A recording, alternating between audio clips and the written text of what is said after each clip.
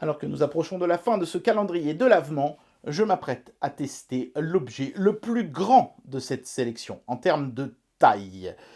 À côté, la petite borne d'arcade Lego, c'était rien du tout. Hein. Regardez-moi ce monstre. Wow. Il s'agit d'un petit jeu.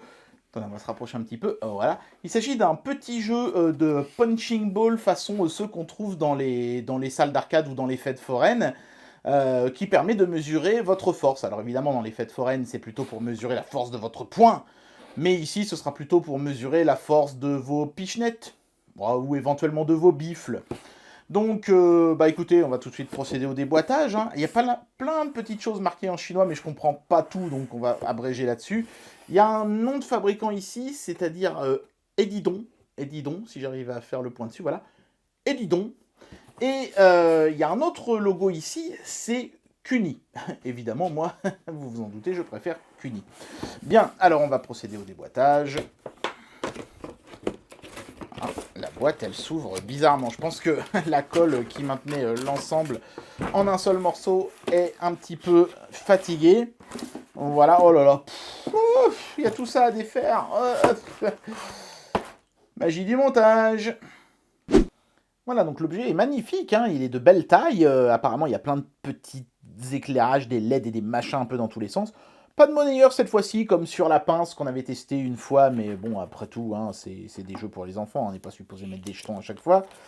Donc là, il y a les instructions, j'imagine, et aussi les règles du jeu, parce que il y a en fait, donc c'est tout en chinois, donc moi forcément j'y comprends rien. Ils auraient pu traduire au moins la notice en anglais, mais ils se sont pas donné cette peine.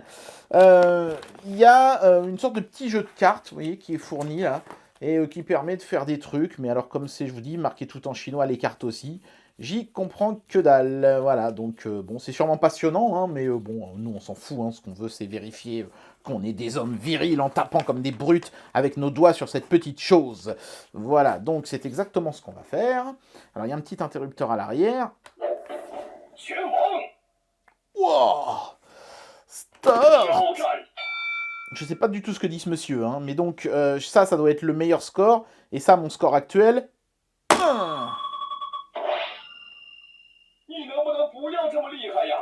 C'est pas mal, hein. Si 999 est le score maximum...